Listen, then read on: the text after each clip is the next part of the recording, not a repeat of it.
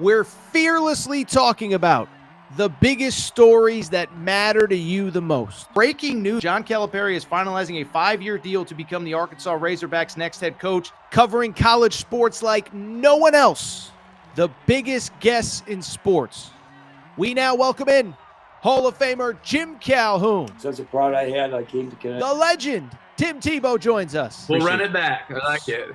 The legend, Herschel Walker.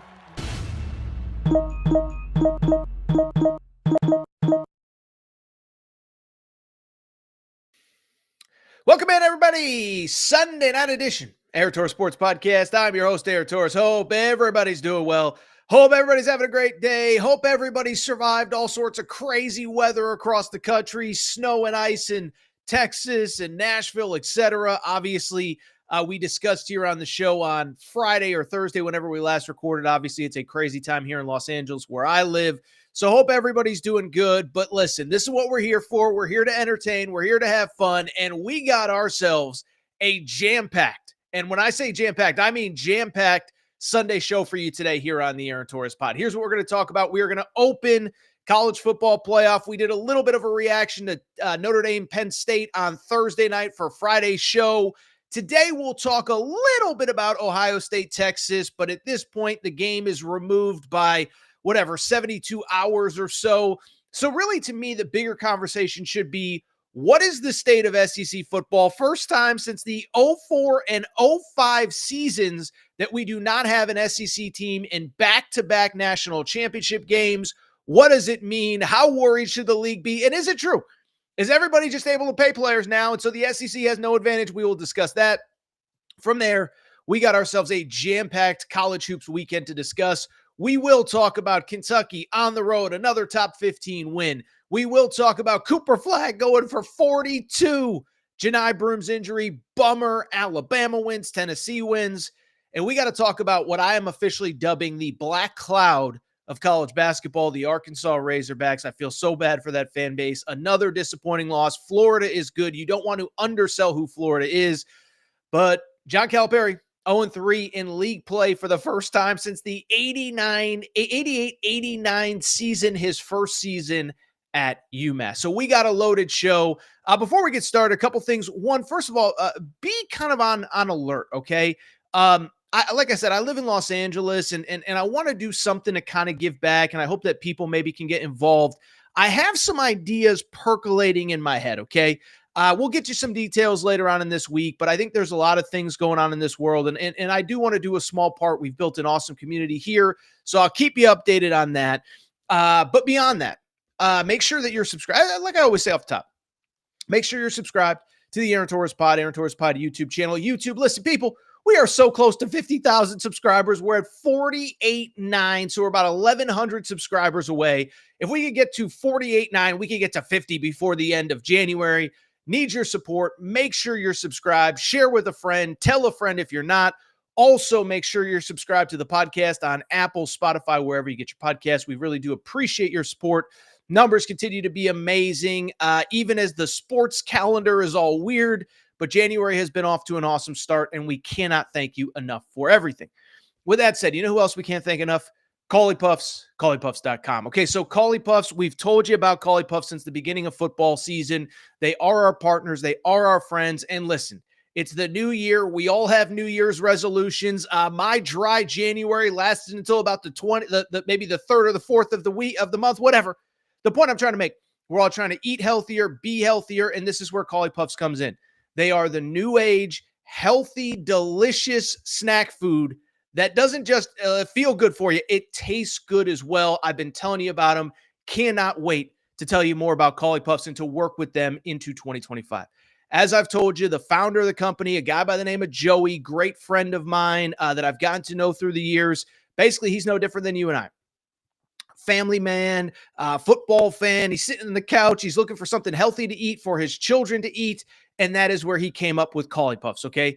Baked, not fried, avocado oil, no grease, healthy ingredients. But the best part is they taste freaking delicious, okay? And at this point, you don't have to take my word for it. You can try them out for yourselves. And trust me, once you try them, you're going to go ahead and be hooked.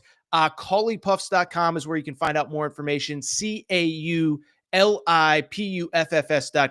Also, Amazon.com. Just go on Amazon. You're searching for whatever you're searching for. I don't want to know what's in that cart, okay? But just go to Amazon.com, search for Collie Puffs, throw them in your cart, try them, and you'll love them.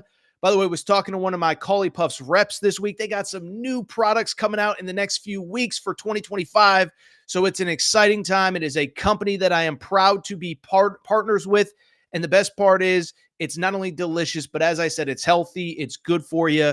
Just a great product to have around the house to snack on, put in your kids' lunch boxes as they go to. Do kids still have lunch boxes? I don't know.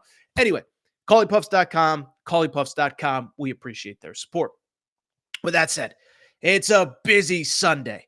It is January. It's cold. Football season is here. We got an NFL playoff game going on in the background. But with that said, there is no more time to waste, so let's get to the topic of the day. And the topic of the day, I do want to talk college football playoff before we get to some college hoops. Again, NFL playoffs are going on, but we focus mostly on college on this show. We'll do some NFL as the playoffs go on. First couple games have kind of been duds. We're at halftime of Philadelphia, Green Bay. But anyway, enough blabbing. Let's get to the main point, because the point I'm trying to make is this. The college football playoff is now down to 2 teams, but what I really want to focus on is what I believe to be the emerging prevalent story in college football right now. What the heck is going on with the SEC? Because I threw out this stat earlier, but how about this? For the first time, this is insane. For the first time since the 04 and 05 seasons, the SEC will not have a representative in the national championship game. Last year, it was Michigan-Washington. This year, it is Notre Dame-Ohio State. So let's go ahead and dive into the college football of the last couple days and just the big picture ramifications of what we've seen. First off, in terms of the games, listen, I did a quick reaction to Notre Dame-Penn State on Friday's Aaron Torres pod, available on YouTube, Apple, Spotify. Really quickly with Texas and Ohio State, I could sit here and break down that game for 8, 9, 10 minutes like Torres tends to do sometimes. But at the end of the day, 1, the game ended now a full 48 hours ago. But 2, on top of it, it kind of it's not a super exciting game to break down. And transparently, it kind of went down the way that I told you it would go down. I said in the preview show, my final score prediction was 24-10. But more importantly, I just felt like, okay, Ohio State's offense is humming at a high level. But I don't think enough people are giving Texas's defense credit. And if there's one defense that can probably slow down Ohio State to a degree, it is probably Texas. But on the flip side, can Texas move the ball enough to actually win this game? I didn't think so. Final score was 24-10. Final score prediction was 24-10. Best bet was the under. The under hits, and the final score ends up being 28-14. And so essentially, the game went a lot like I said it would. And I think really the only thing that there is to say about the game itself, and this is why, again, it's not a great game to break down. The Sark thing was weird, but we all agree. What was Sark doing on the goal line, right? So obviously, if you go back and watch that game, the biggest storyline was late in the game. Ohio State's up 21-14. Texas has a pass interference call that sets them up with 1st and goal on the 1. Ohio State stuffs the first run play. Then the second play was the play that we all kind of were sitting there watching saying, what the heck was Sark thinking, okay? Second down, Quinn Ewers toss sweep to the running back, Wisner. He is tackled for a 6-7 yard loss. It sets up 3rd down, and then 4th down is when the strip sack happened from Jack Sawyer. Jack Sawyer returns it for a touchdown. It ends up being 28-14. And so again, I could sit here and yell and scream about Sark, but what is there to say? We all agree it was boneheaded. I feel bad for Texas's seniors that is how their career is going to end. But that to me is just, there's not much to add. We all think it was dumb. None of us really know why Sark did it, especially against that defense. It ends up costing Texas the game, not to guarantee that they would have won, but Ohio State wins, Ohio State advances, and now Ohio State will play Notre Dame in the national championship game a week from tomorrow, a week from Monday. So we got plenty of time to preview Ohio State, Notre Dame, and talk about that game itself. At the same time, though, what I do want to talk about is the big picture ramifications of what we have seen in this college football season, but in this college football postseason as well. As I've mentioned now twice, you can see it on the screen. This is the first time since 2004 and 2005. That was when USC played Oklahoma. That is when USC played Texas, Vince Young versus Leinart and Bush. And that is the last time that we have not had any SEC team in the national championship game in back-to-back years. Obviously, Oklahoma and Texas at the time were in the Big 12. And so to me, it speaks to a broader conversation of just how worried should you be if you're the SEC and what has happened to lead us to this situation. Because somehow, some way, over the last couple months, I have been deemed an SEC hater, when in reality, I agree with the prevailing narrative. The SEC, in my opinion, has been by far the best conference in college football for most of the last 15 years. It's the best conference, by the way, in college basketball this year. It's the best conference every year in college baseball. But I'm on the couch every Saturday like you guys, and it was hard for me to say definitively that the SEC was the best conference this year in college football. And I think more importantly, it was hard for me to say that teams like Alabama and South Carolina deserve to get in with 3 losses over 1-loss Big Ten teams or whatever. And so the question becomes, how has this happened? Excuse me. And then I think the big conversation that everybody's talking about is it as simple as the SEC was always paying players and now everybody else gets to, and that is why the SEC is down? I certainly don't believe that, but what I do believe, and I'll try to be quick here because we got a lot of college hoops to get to, is that there were some cultural things for the SEC that worked in their favor for years and years and years. And now, conversely, there are some things working against them, including, of course, NIL. So in terms of when things were going good for the SEC, few variables, in my opinion, that led to the SEC becoming far and away, in my opinion, the best conference in college football for about a 15-year period. I would say, whatever, 06, 07, somewhere in there to 2022, whatever. What were those variables? I think they're all the variables that you know. One, I do think the Nick Saban presence, to me, is becoming more and more obvious, okay?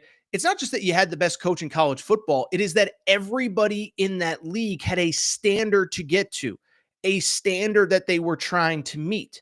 And so Nick Saban, as everyone that loves college football has discussed for 15 years, he elevated the entire SEC. Not just Alabama. He elevated LSU. He elevated Georgia. He elevated Tennessee. He elevated everybody. And think about what we've seen over the last 6, 7, 8 years. LSU won a natty.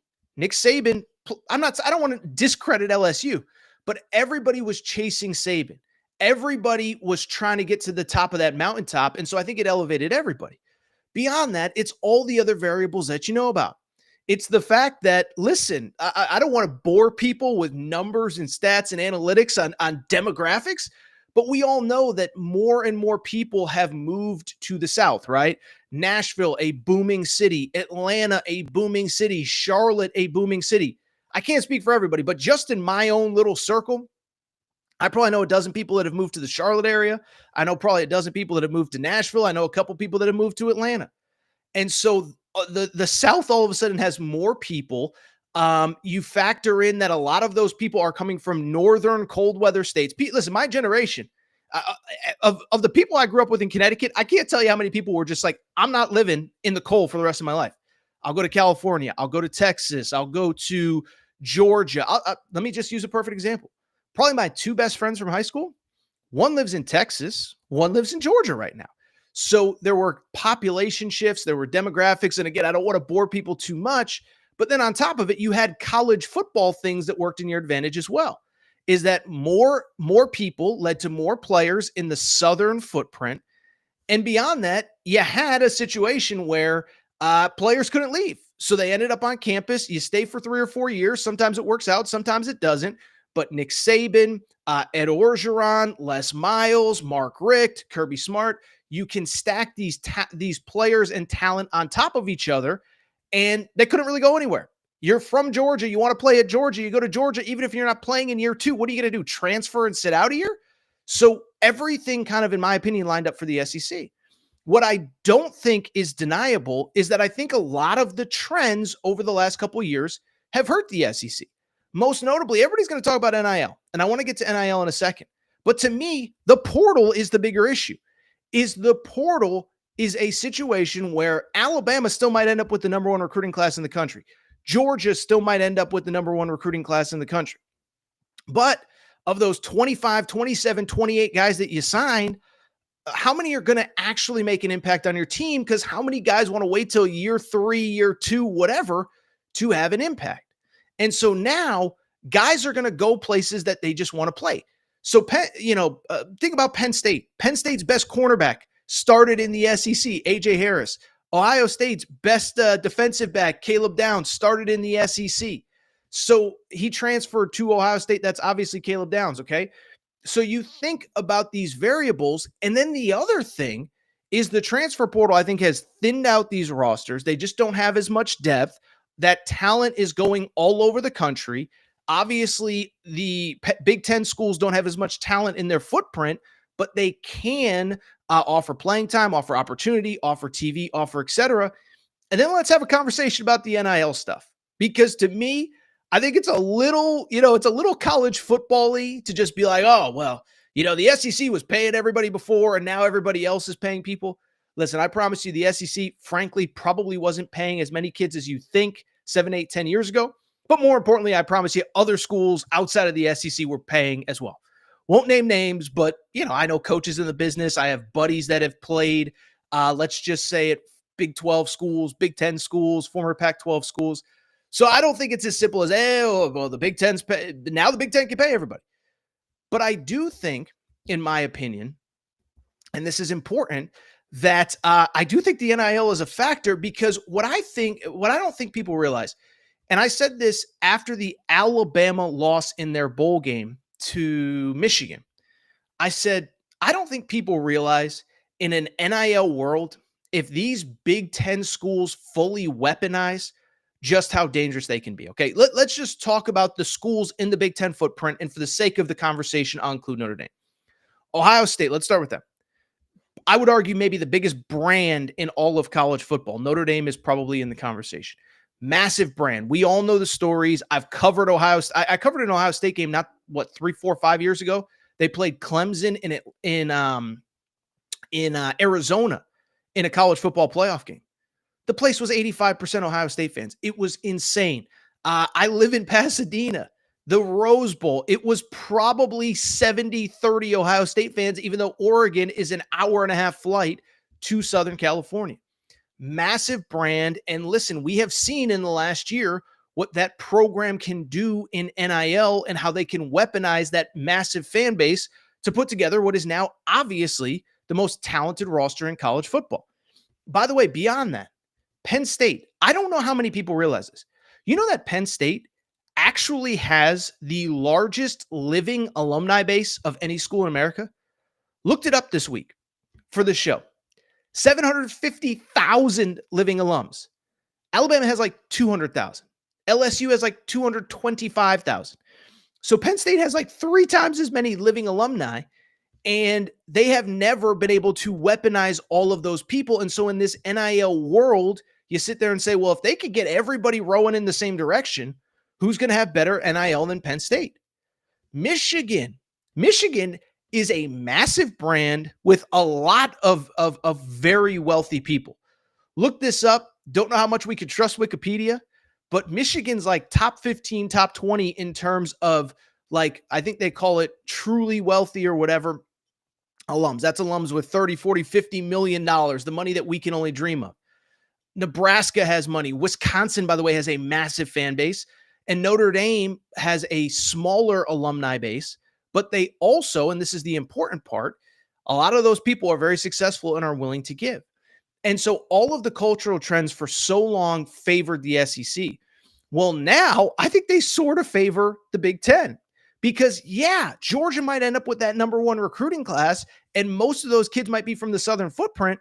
But if by year 2 they're not playing, 8 of them are going to transfer. And where are they going to go? They're going to want to go to a place where they can play right away, but also have exposure, and that's advantage Big Ten. And then the NIL component, I just don't think we can factor in enough. Listen, I understand we're going to a world of rev share and what does it all mean, and every school is going to have X amount of money to pay. Yeah, but guess what? Schools are still going to find a way to pay above what they're allowed to pay. So if you're allowed to pay $20 million in rev share from the school, guess what? You don't think Texas, you don't think everybody is going to find a way to add more money to the pot. You don't think, again, Ohio State, Penn State, whatever. And so the resources needed are only going to go up, up, up. And it's only going to benefit these big schools with big brands and big alumni bases. I was thinking about this with, like, let's take Penn State, for example, 750,000 living alums. I went ahead and crunched the numbers. Okay. Let's go ahead and say that like 10%, I think it was 5%. My math is so bad, but 5% of that 750,000, that would be 37,000 people. Let's say 10% decided to donate $10 a month, just $10 a month. Just from that, that's $375,000 a month. That's well over $4 million a year. That's at 5% at $10. You start talking about donating, if 10% donates $10 or $20, excuse me. So again, 75,000 times $20. So if 10% of that alumni base, I'm all over the place today. It's Sunday, whatever. Let's say 10% donated $20 a month. That's 1.5 million a month. That's 18 million a year in NIL. If 10% of Penn State's alumni decided to donate $20 a month, doesn't include the $1 million booster, doesn't include the 500,000 donated by the former soccer player to the soccer program, just the average alum donating $20 a month, that's $18 million a year in NIL that can be given out. So I could go on and on, but I do think these cultural trends are favoring the Big Ten, and I don't think it's going to change. And I think we're already seeing the impact beyond just the Big Ten having Ohio State. Notre Dame is in the Big Ten footprint in this championship game. Think about where we're at in college football right now. Number one recruit in America, Bryce Underwood, was committed to LSU. What ends up happening? We all remember. Michigan basically said, you're from Michigan. We need a quarterback. We're going to pay you literally whatever you want. And all they kept doing was raising the number. Every single week, it's more and more until the point where the family couldn't say no.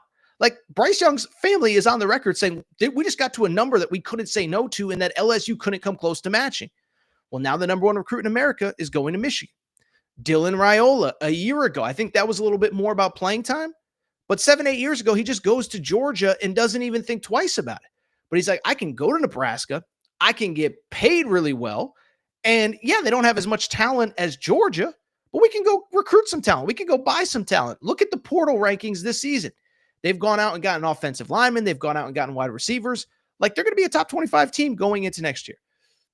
So I could go on and on. I want to get to some college hoops, but I just think this is a fascinating conversation. We're going to have more conversations about this going forward because you look at the state of the SEC. It is disappointing, the postseason.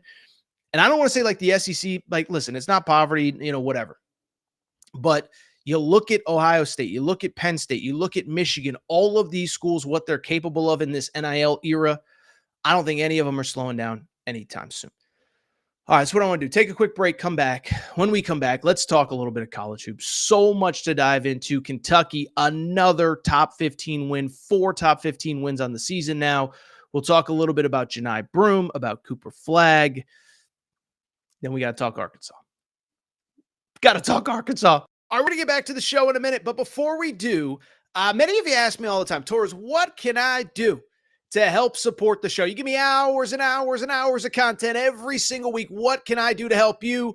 Well, I'll tell you what, do me a quick favor. Check out the Aaron Torres Media merchandise store for all of your team-specific shirts, hats, and more, all available at aarontorresonline.com/merchandise. A lot of you wondering, Torres, what can I get in that merch store? Well, first of all, we got our brand new Hope and Pope Kentucky basketball t-shirts. That's right. Mark Pope has arrived. He is here to save the day. Get your Hope and Pope t-shirts there. Also, Arkansas fans, the Big Pig Invasion is here. You can get your tees there. Basketball School Alabama shirts. Mora Hurley 2024 UConn shirts for your tailgates at Rentschler Field, your games at the XL Center or Gamble. And oh, by the way, your Mike effing Woodson gear for Indiana.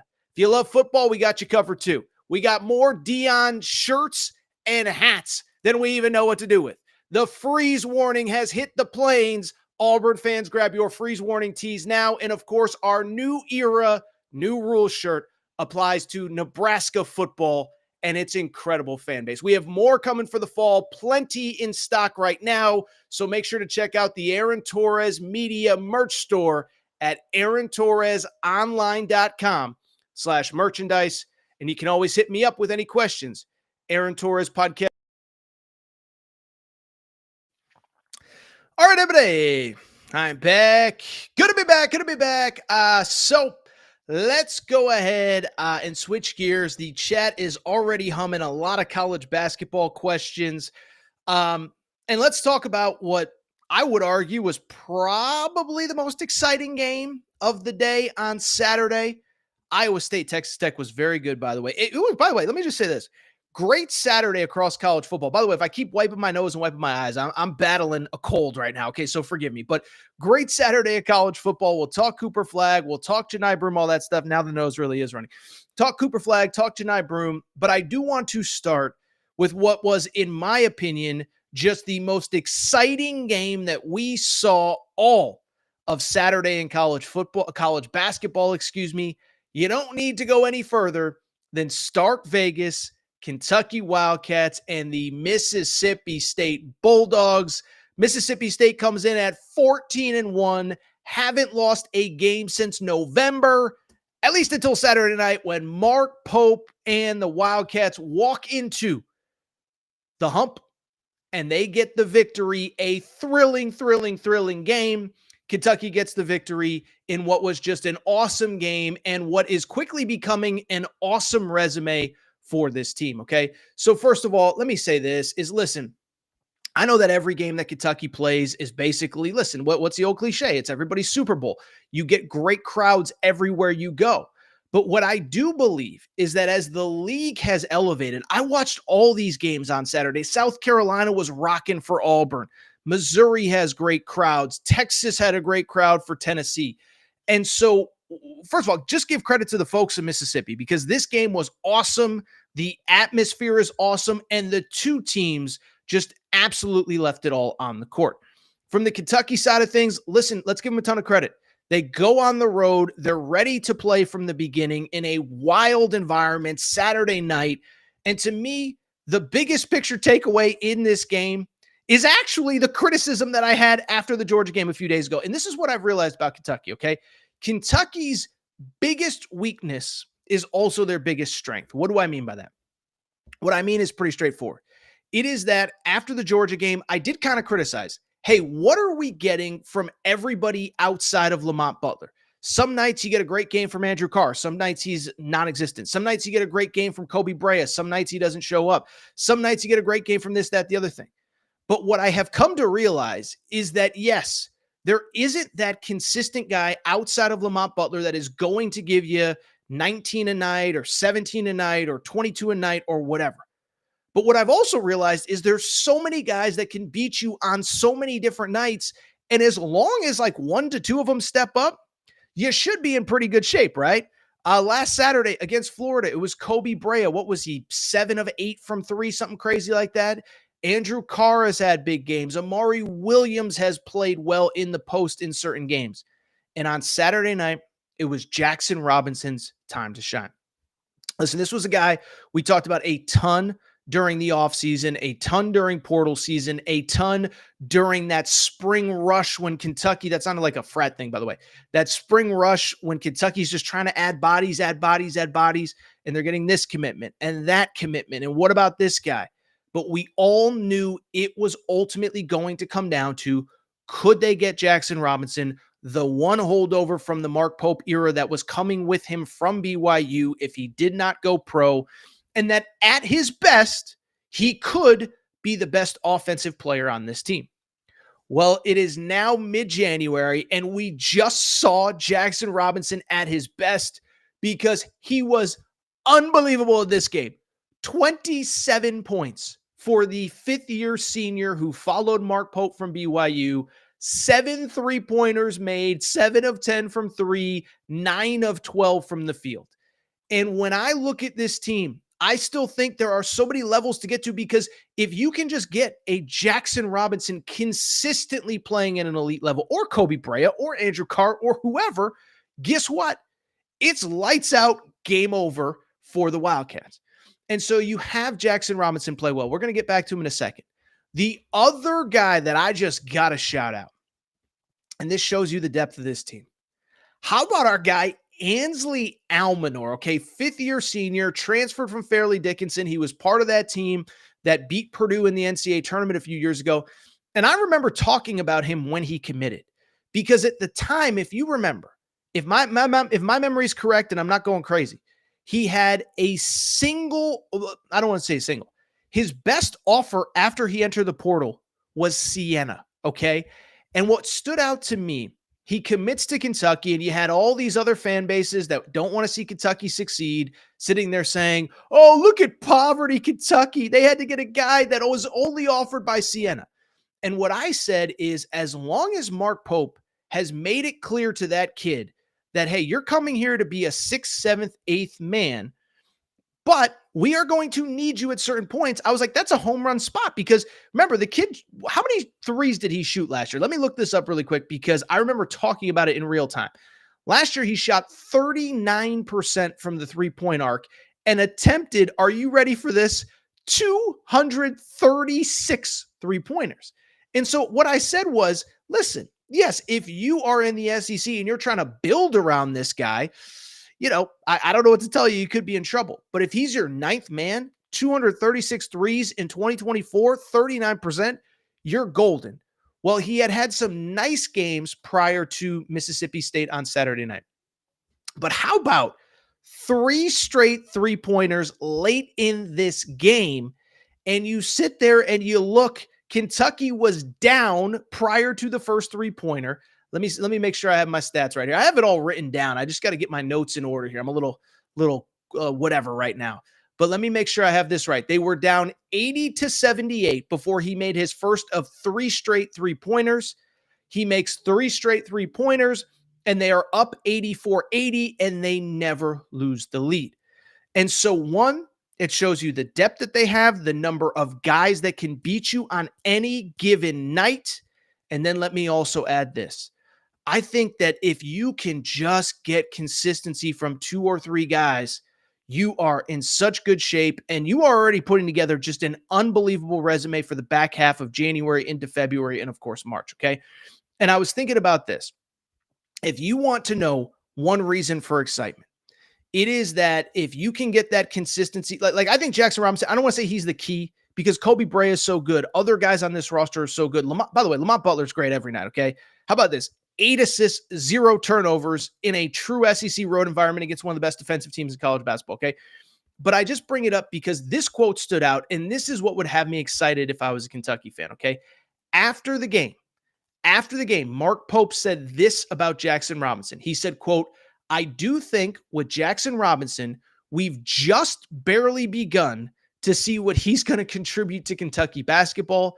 I do think this team has a huge upside, so I'm excited to watch him continue to grow.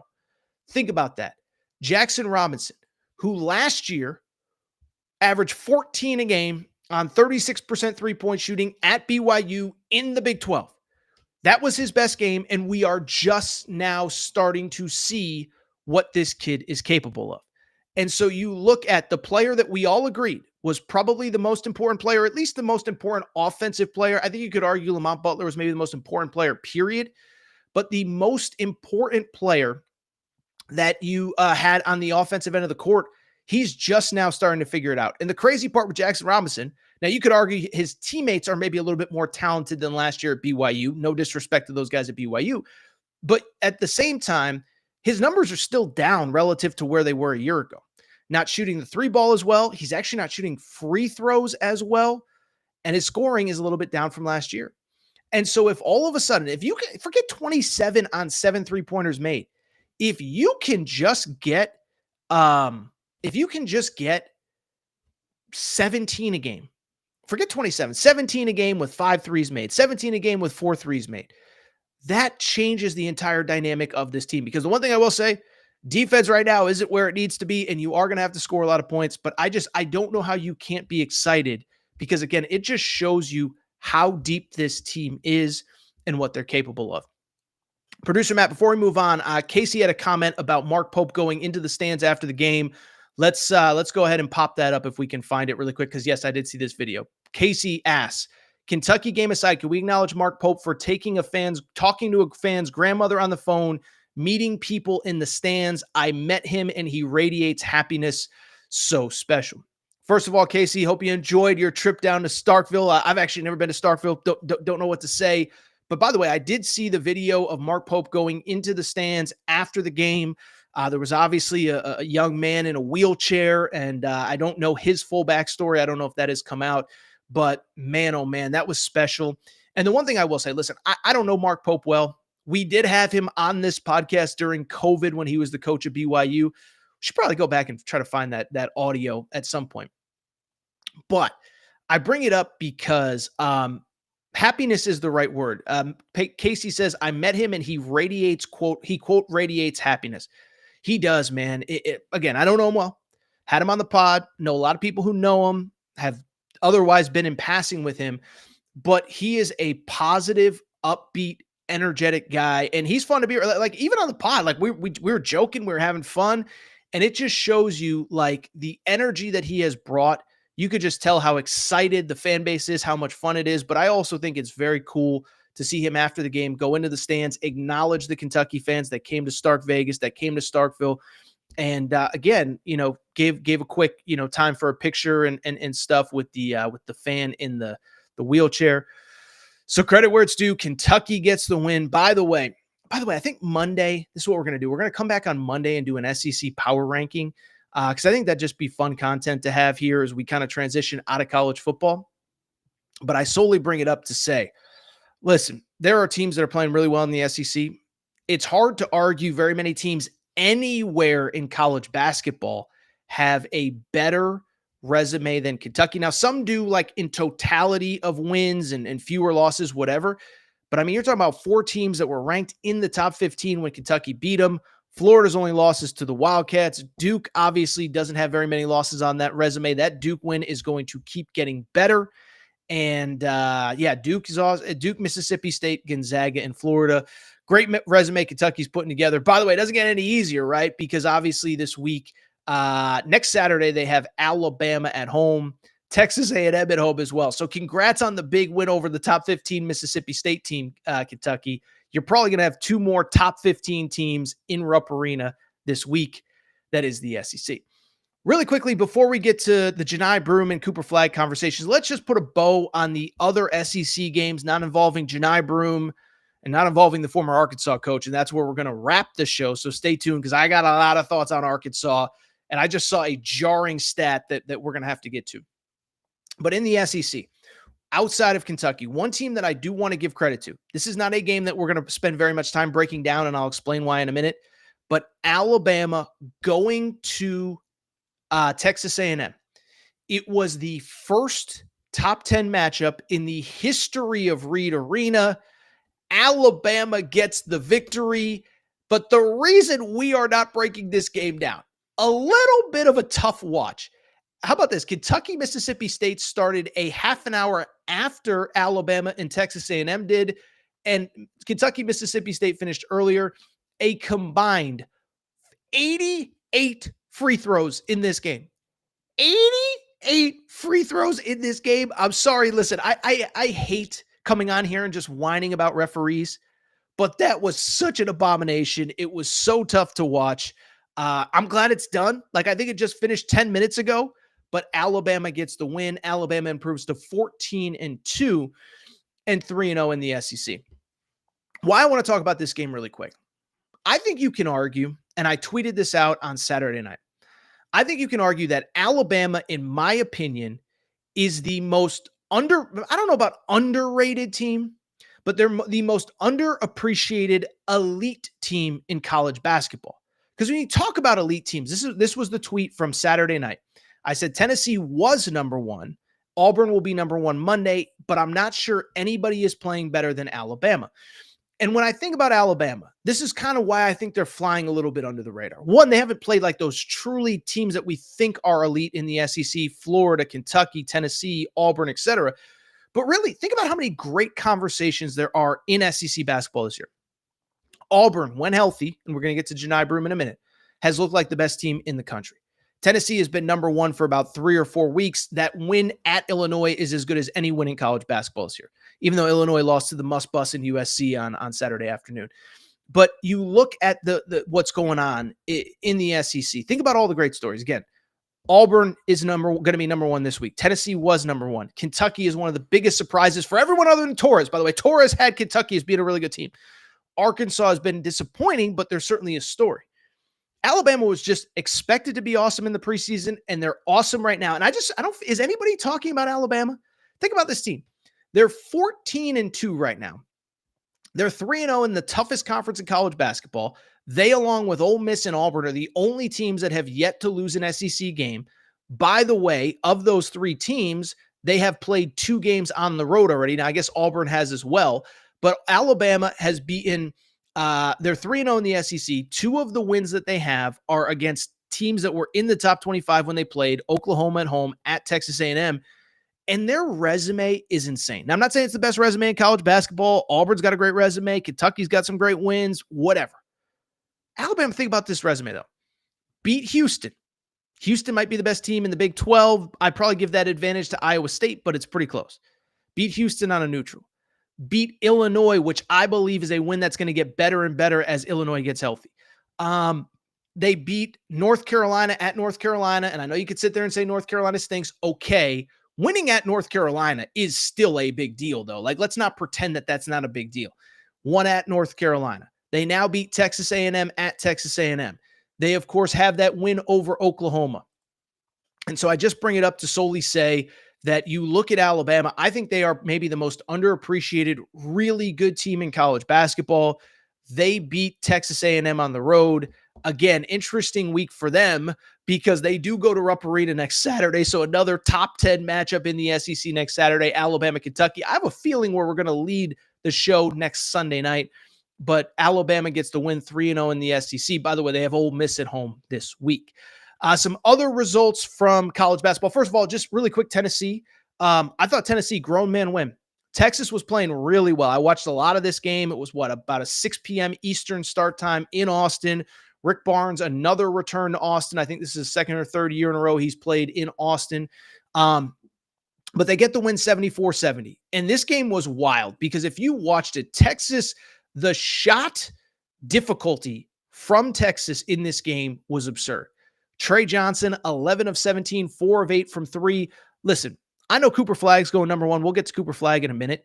You're going to have a tough time convincing me that Trey Johnson should not be a top 3 pick in this draft. I get we have Dylan Harper. I get we have Ace Bailey at Rutgers. I get that Yegor Demon got some hype early. I get that Kasparis Yakashonis from Illinois is getting some hype right now. Trey Johnson's unbelievable. 6'6", 6'7", big wing, tough shot maker, true freshman, averaging 19 points on 41% three-point shooting in the SEC. Yeah, that dude's elite. Jordan Pope, a guy that I liked out of the portal more than most. I had him as a top 10 portal player, had 17 points in this game as well.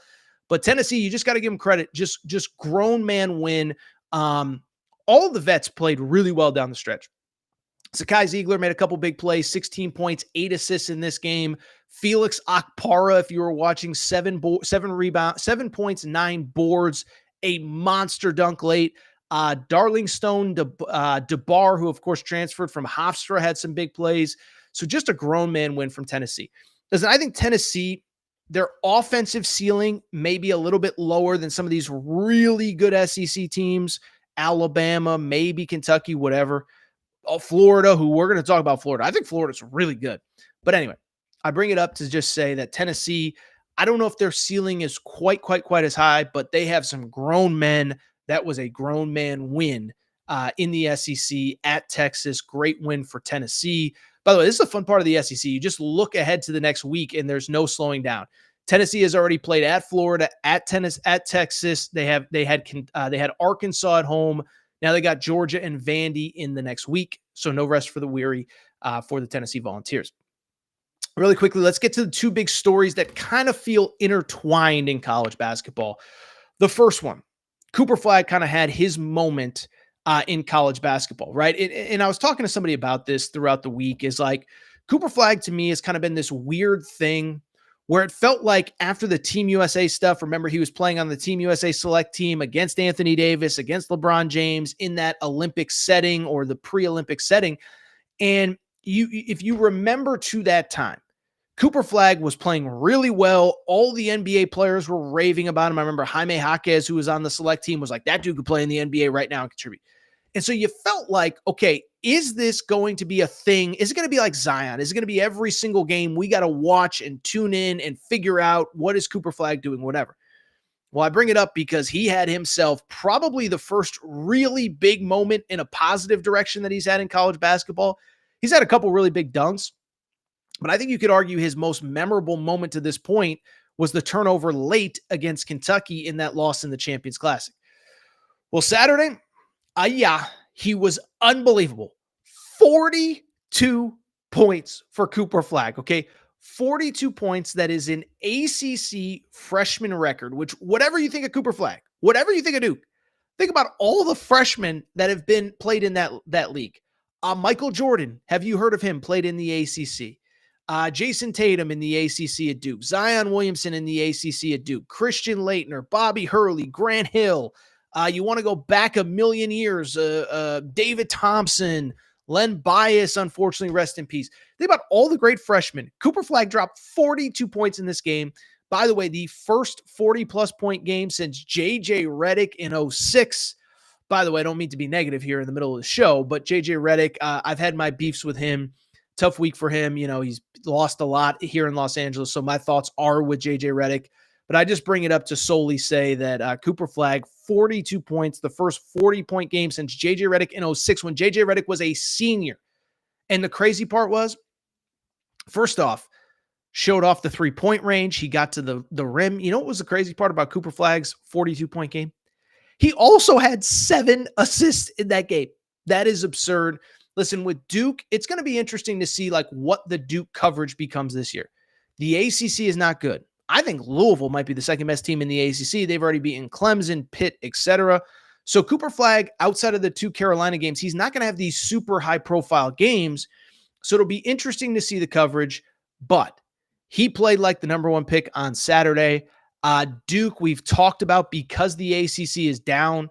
I think like 18-2 in the league is very much in play. I mean, listen, I don't think it's inconceivable they go 19-1, 20-0. I don't think they're going to go 20-0, but I don't think it's out of play completely. But he is incredible. And what's interesting is if you follow the betting markets, he became the National Player of the Year favorite on Saturday. But it comes with a little bit of a twist because obviously if you follow college basketball, Johni Broome does go down with injury. So Auburn probably will be number 1 in the country come Monday. They beat South Carolina on Saturday. They were number 2. Tennessee lost earlier in the week to Florida.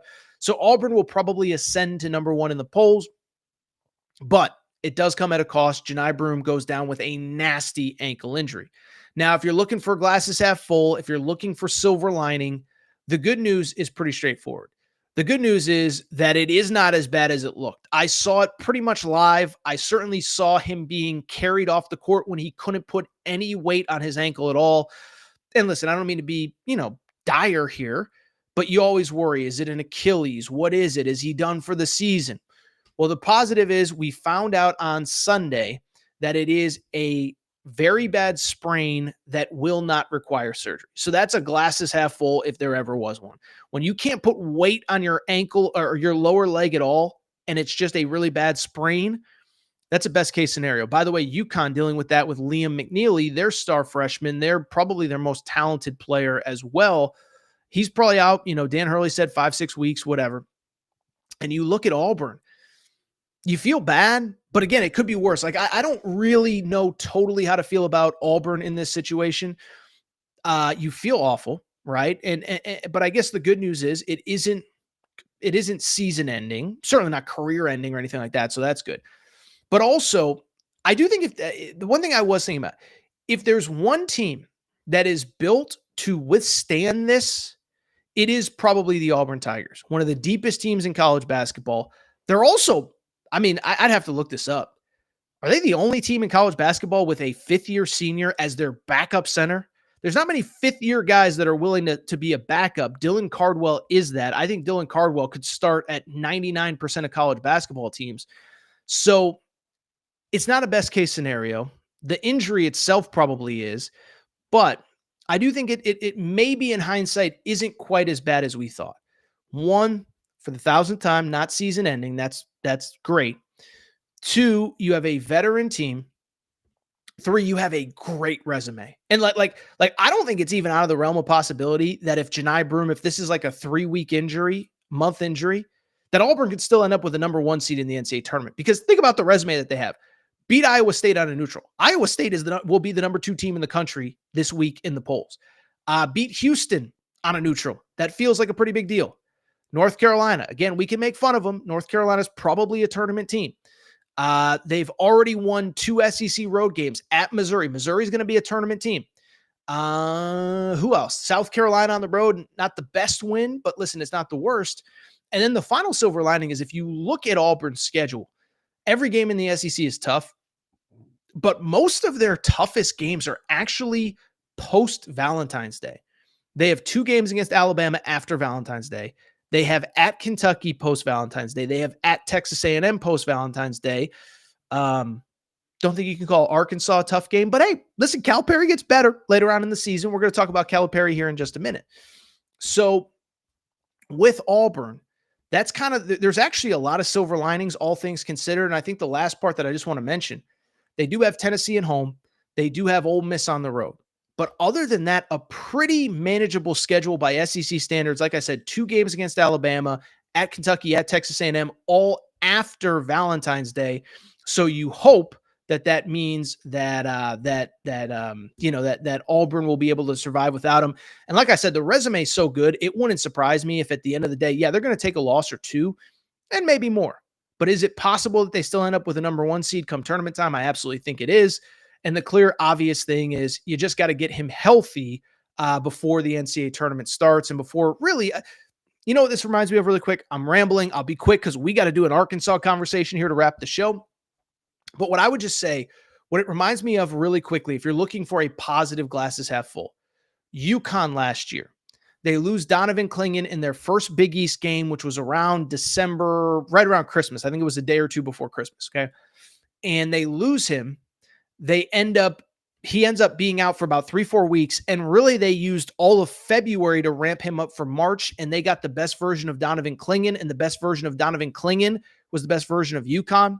That's kind of the best case scenario for Auburn. Can you get him back by Valentine's Day? Can you get him ramped up so maybe by about March 1, he is locked and ready to go? We will see. But again, for the last time, it could have been a lot worse. And I think I speak for all college basketball fans when I say that I'm glad to see that he is okay.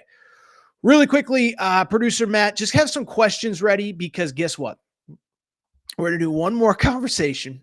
It is going to be on the state of the Arkansas Razorbacks. Then we will get to some of your questions. But let's do it. I'm going to take us all to a very dark place right now. It is time to talk Arkansas Razorbacks. It is time to talk John Calipari. And it is time to talk about a team that is now 0-3 in the SEC after losing at home to Florida on Saturday at Bud Walton Arena. Final score of that game, 71-63. In some ways, it was closer than that. In many ways, it absolutely wasn't. But for the first time, how about this? Since the 1988-89 season, John Calipari is 0-3 in league play. For those scoring at home, that was his first year at UMass, okay? So survived the UMass days, the Memphis days, the Kentucky days. 0-3. He has not been 0-3 in league play since his first year as a head coach in the 88-89 season. Now, there's a lot of negative. I do find this part interesting, though. And by the way, there is a stat I'm going to drop in a minute that kind of blows me away. The one thing I will say, if you're an Arkansas fan that was wondering what it's like being under the John Calipari microscope, I was thinking this game is kind of the metaphor of that, right? Listen, you never want to be 0-3. You never want to be 0-3 in league play. You only have one great out-of-conference win with Michigan. But it is worth noting, Oklahoma was ranked and is 0-3 in league play. Texas was ranked in the preseason, has great NIL, and is 0-3 in league play. By the way, I think Arkansas is John Calipari is the only coach in America that is going to be criticized for losing to a top 10 team in Florida, who I think Florida is a legitimate national championship contender. By the way, this week we'll probably do our midseason Final Four picks. I'm not saying Florida is definitely going to be there, but I think they're in the conversation. But it shows you what it is like to be under the John Calipari microscope. Only coach in the SEC. Rodney Terry ain't getting criticized for being 0-3 with huge NIL. Porter Moser isn't, only John Calipari. And what was interesting about this game is that it was both closer than it looks on the final score and also not closer at all, okay? Because if you watch this game, and I did, it was not pretty. It was just a weird game from this perspective. I think there are a lot of things to criticize John Calipari for. After the loss to Ole Miss, we talked about some of them. I don't like the energy that he gives off. I understand you want to be positive, but he goes to the podium and you kind of wonder, like, does this guy even care about losing, which you never want to see? But some of this is out of his control, right? You end up losing by 8 in this game. First of all, a DJ Wagner filthy dunk cut it to 3 with about 6-7 minutes to go. 50, I think it was 50, 60, whatever it was. Cut it to 3 with 7-8 minutes to go.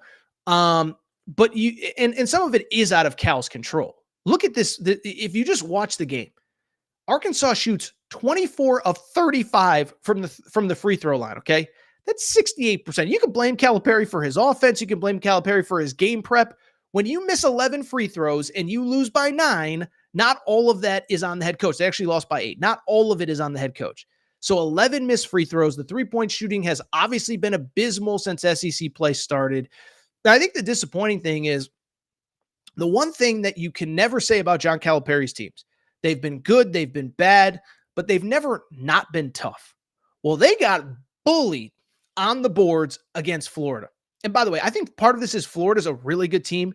They are a gang rebounding team. They out-rebound Arkansas by 10, but it was the same thing that we saw against Tennessee. There'd be moments where they were right there, where they cut the lead to 3, to 5, to 7. And it's just like, can you get one stop and can you get a board? And they couldn't. Florida in this game finished with a plus 10 rebounding advantage, 49 to 39, as I just said, 16 offensive rebounds. And this was the stat of the game. Points in the paint, 32 to 22 plus 10. Again, Arkansas loses by 8. If that's just even, it's a different conversation. By the way, here's the other thing, and I don't have the stat in front of me, the number of missed layups. So that's not all on Cal. But what I will say is this is another disappointing effort. You are 0-3, and I'm not going to sugarcoat it either. I'm not going to pretend like there's nothing wrong, because there is. And it's just crazy. There's just a lot to think about. But what I will say, because there was one stunning stat that I saw, and I think it's a little bit over the top, but I do think it's kind of worth noting. Producer Matt, pop up that tweet that I sent you there very late in the day. Because Bart Torvik has run, Bart Torvik's one of these analytics websites. They've run chances of a team getting an at-large bid in the NCAA tournament. Right now, if this basically based on what we've seen so far, will this team get an at-large bid? Auburn is at 100%. Like, it would take basically Auburn losing basically every single game the rest of the year for them not to get an at-large bid. Tennessee is at 99.9%, Alabama at 99.9%, Florida at 99.9%, Kentucky at 99.7%, Mississippi State at 99.6%. So let me do some math here. 1, 2, 3, 4, 5, 6 teams in the SEC are at 99.6% or better to get an at-large bid. Arkansas is not there. Arkansas is at 10%. 10%, which means if you played out the season 100 times, based on what we know now and what we think we know going forward, Arkansas would get an at-large bid 1 time out of those final 10. Now, if you're an Arkansas fan, let me be a little bit glasses half full here. First off, I think that number is a little bit misleading and kind of dumb for 2 reasons. First off, for all the criticism of Arkansas, they do have one very good win. That's Michigan. But more importantly, they have no bad losses. And that to me is an important part of this conversation. They're not going to be, listen, they're whatever, 11-5 right now. I don't think they're going to be, 26-6 on Selection Sunday. But they have no quad 2, quad 3, quad 4 losses right now. So there's no loss that's going to anchor them down all year. There's no loss to, Central Arkansas or Eastern Illinois or Central Connecticut. I use all these directional schools all the time. That's a positive. The other thing that is a positive if you're Arkansas is the fact that basically every game in the SEC, certainly every road game, is a quad 1 opportunity, okay? So by the way, they play at LSU this week. LSU stinks. That is still a quad 1 opportunity based on the metrics, at least for right now. LSU's kind of on the cusp. They play at Missouri. Missouri is a quad 1 opportunity later on in the week as well. So if you're trying to be positive, and I still think there are reasons to be positive, believe it or not. I'm trying to be glasses half full Torres here, but I do think there are reasons to be positive, and the reasons, in my opinion, are pretty straightforward. One, I said this on Friday's show, and I got a lot of pushback for it, but if you go back to last year, for all the criticism of how it ended in March, and it was justified, remember, final 8 games of the regular season, Kentucky was 7-1. By the way, I saw this the other day, which cracked me up. Somebody was like, look at Kentucky this year, put up 96 points at Mississippi State. That's unbelievable. They put up 91 last year at Mississippi State, okay? The point I'm trying to make, you go back to last year, this team was John Calipari's team was excellent in February. Won at Mississippi State, at Auburn, at Tennessee. I think Tennessee was actually March, but all Alabama at home. They went 7-1 over their final 8 regular season games, and there are going to be plenty of opportunities to do the same this coming year. So if you're looking for a silver lining, that is it. There are still a lot of opportunities.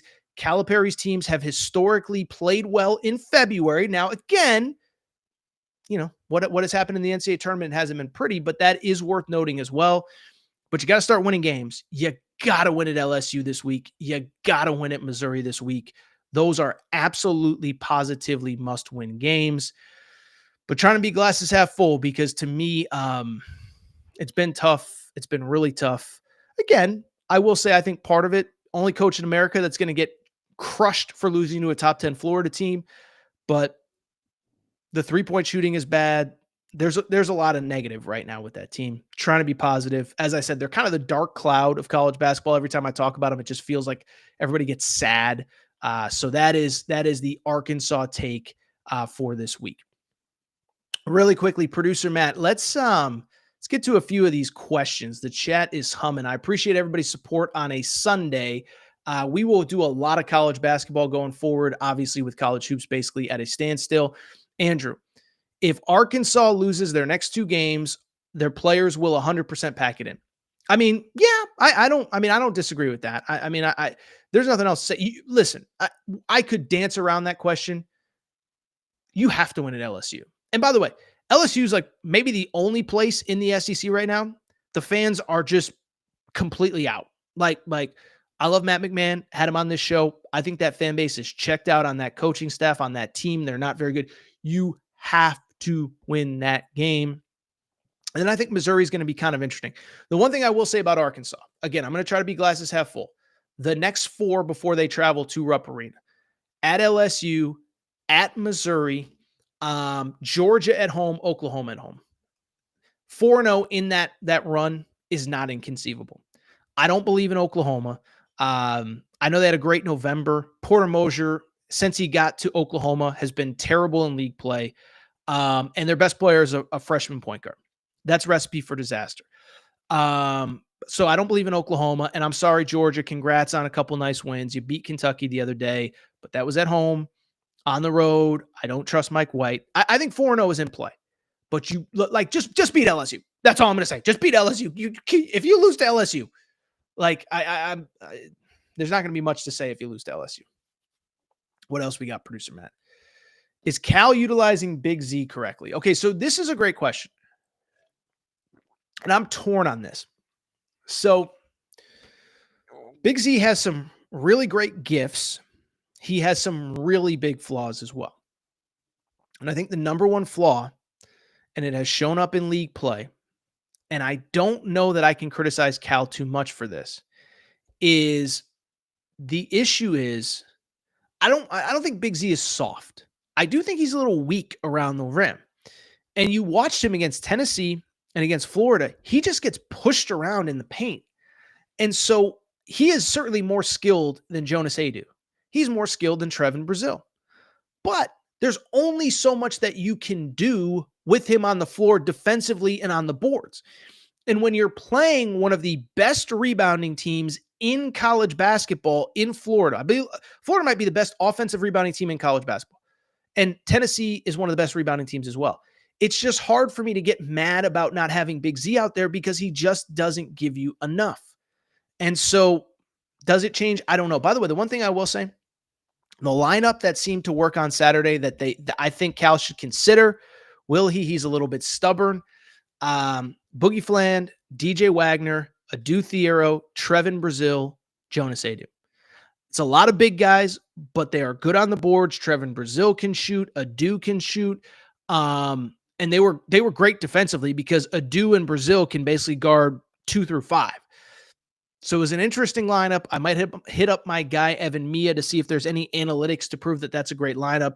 They looked good when they were out on the floor. But yeah, if I was Big Z's dad, let me put it this way. If I was Big Z's dad, I would be frustrated with how Big Z is being used.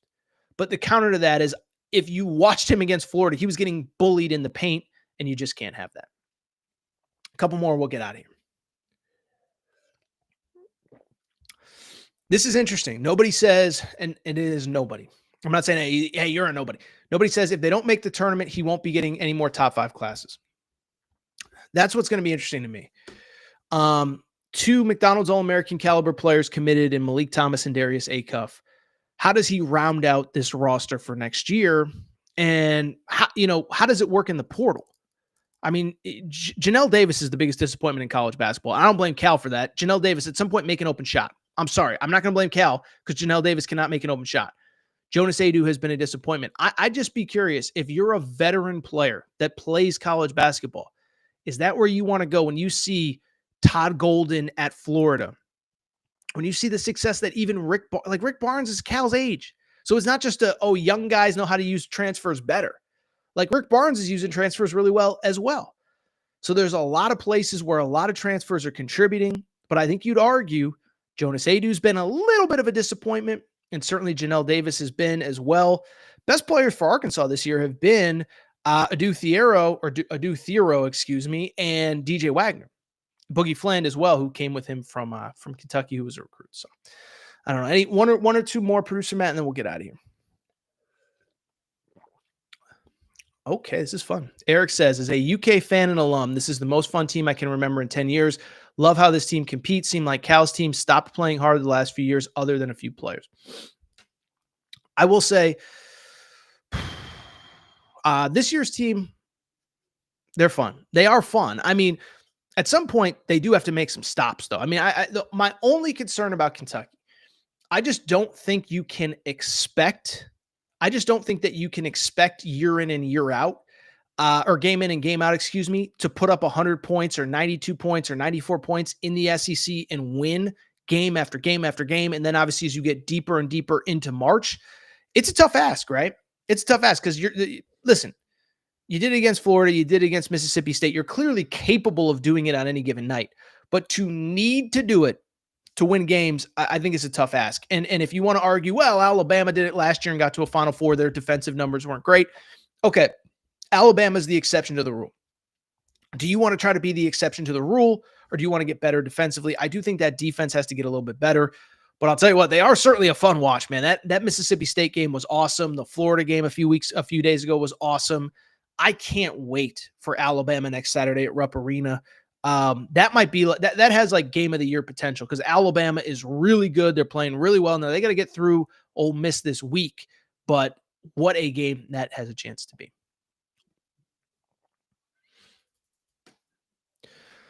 All right.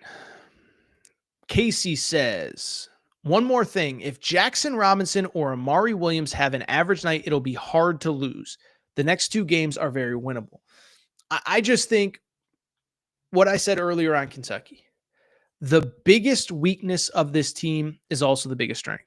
Right now, I don't know on a night in, night out basis if you can really fully trust anybody other than Lamont Butler. Right now, not to say in a month or in a week, Jackson Robinson could put together 3-4 straight games, be an all SEC player. But right now, there's no guys that that are consistently giving it to you. The counter to that, though, is if just 1 to 2 of them pops off, all of a sudden you're scoring 95 points and winning. So I do think Casey's point is well taken, is you just need Jackson Robinson to be good, not great, which was part of our conversation on Kentucky. Same with Amari Williams. The next 2 games for Kentucky are very winnable. A&M at home. I like A&M. I don't love A&M. I mean, it's hard for me not to, my preseason biases, not to put them aside. A&M was a team I was a little bit more down on than most. Now, there's some teams that it's just like, oh, they're way better than I thought, like Florida. So I'm not afraid to put the bias aside there. But I don't know that I still believe in A&M yet. No Wade Taylor right now. I will say the Phelps kid has been phenomenal. And if Phelps is giving you consistent production alongside Wade Taylor, that does take them to another level. I do think they win. And listen, any game at Rupp Arena is winnable, but Alabama is certainly going to be a challenge. Real quick, anything else, Matt, before we get out of here? I got to get out of here and eat some dinner. Eric says exactly what I said. SEC is down in football this year, but basketball is as good as the 80s, Big East days. Very entertaining. Let me throw out a hot take. It's better than the Big East because the Big East in the 80s only had 9 teams. Big East in the 80s only had 9 teams. I just told you that 6 teams have a 99.6% chance or better of making the NCAA tournament here on January 12th. The Big East, I grew up on the Big East. It was unbelievable. But it just didn't have this many. Think about Kentucky. Already played Florida. Already played Mississippi State. Still have 2 against Bama. Still have, 2 against Tennessee or 1 against Tennessee? Still have a bunch of games against Tennessee. Still have the Arkansas game at home, which is going to be fun for different reasons. Still have Auburn. So there's just so many good teams. It is as good. I think it's better. Listen, the gold standard, Big East in 2011, when UConn won the national championship, had 11 NCAA tournament teams. So, man, oh, man, oh, man. The SEC is a great league. And if you're not an SEC fan, this show is going to be tough to listen to these next few months because I have a feeling every single game, every single show, we're going to be leading with Auburn versus Alabama, Alabama versus Tennessee, Tennessee versus Kentucky, Kentucky versus Alabama. There are just so many great games in this league. All right, I'll tell you what. I think I'm going to get out of here because it's Sunday. I want to watch maybe a little bit of football. I got some stuff to take care of. We're going to go ahead and get out of here. If you're not subscribed to the show, please make sure to do so. Apple, Spotify, Amazon Music, Google Music. If you're not subscribed on YouTube, can you do Torres a favor? Make sure to subscribe. That would be a huge help. We're closing in on 50,000 subscribers. We need to get to 50,000 ASAP. We cannot do it without your support. 50,000, 50,000, 50,000, 50,000, 50,000. Please subscribe. What else? Make sure you're subscribed on all our social media platforms.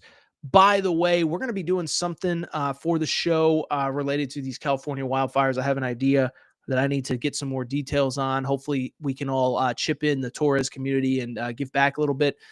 By the way, I think Monday night, so we're going to do, we're going to come back.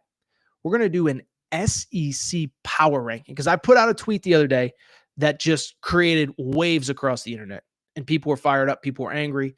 But I'll tell you what, it's Sunday. It's about 7:15 Eastern. I want to go eat dinner. I want to watch some Sunday night football. Oh my goodness. I got so much stuff to do. I appreciate everybody's support and I am going to get out of here. Shout out to Torrent Craig. Shout out to Rachel, who hates my voice. Shout out to JJ Redick. In all seriousness, find some press clippings of JJ Redick. It's been a tough week for him. I wish him nothing but the best in his recovery here in Los Angeles. But I'll tell you what, we'll be back Monday night.